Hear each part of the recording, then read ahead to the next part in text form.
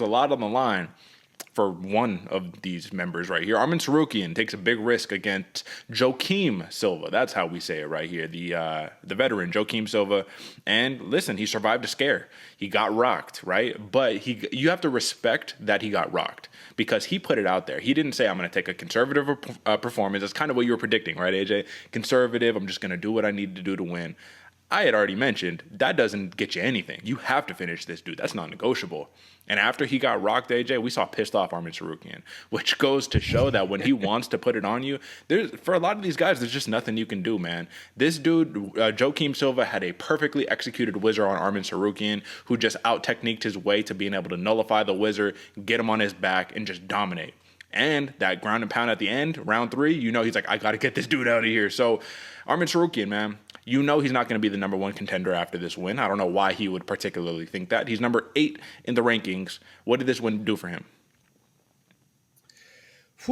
I think all it did for Arman Tsarukyan is show that he does have some holes that can be exploited by people that aren't in the top 15. It proved that the deeper or this division is a lot deeper than we thought, man. I mean, coming in, we all expected, what was it, minus 1,000? Mm-hmm. That was what we were expecting for Arman Tsarukyan. Comes in and Joaquim Silva puts in and stands tall and actually holds his water. Very impressive for him.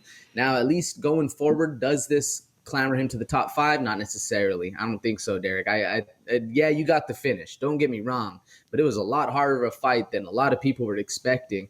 I don't really think this gives you too much of a bump. Maybe fights a little bit more well-known opponent in the next one, so that way it could be the building blocks to get a little bit more name recognition. But you're right. The things we saw out of Tsarukyan were very impressive, man. Control, power, distance, timing. Then you get rocked, you get mad, and then you put the pedal to the metal and really start to implement your game plan. This dude has all the things.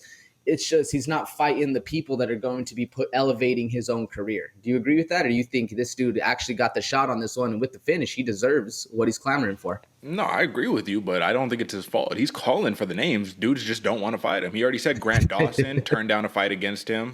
Dan Hooker turned down a fight against him. So he's like, okay, well, give me somebody in the top 5. That's what he's clamoring for. So I don't fault him, but I do agree with you.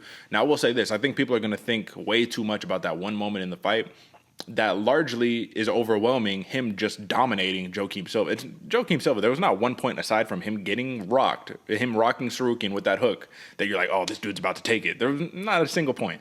So that's the part of being so dominant. That's the part of taking a fight where everyone expects you to win, is you have to do something flashy. And he pulled it off. It wasn't the most impressive, flashy victory, but he pulled it off. Minus 125 for the TKO prop, so he cashed that one in. I thought it was going to go to a decision, though, man. I was all like, dude, this is going to be bad luck for him.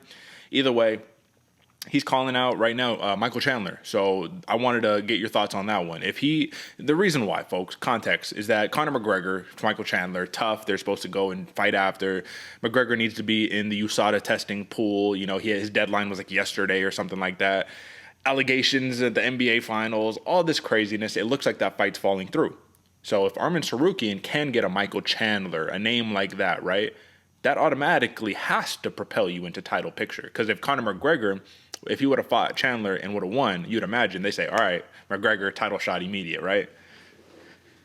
100% immediate, man. McGregor wins that fight. I think McGregor fights at all. He has a good chance of being the next one up regardless. But if Tsarukyan can get the Chandler fight and perform how he did in this one, that'll be a star-studded fight, bro. That will be something, because Michael Chandler is also one who's willing to take the risks. Mm-hmm. And if you're willing to take the risks like Tsarukyan did in this fight, man, that's going to be fireworks, and that'll be a serious statement made if Tsarukyan can get the finish on that fight as well, Derek. That's right. Big win by Arman Tsarukyan. We're just climbing the ladder in this lightweight division to that inevitable rematch against Islam Makhachev, barring he still is the champion when they meet up again. I don't know who's going to take it from him.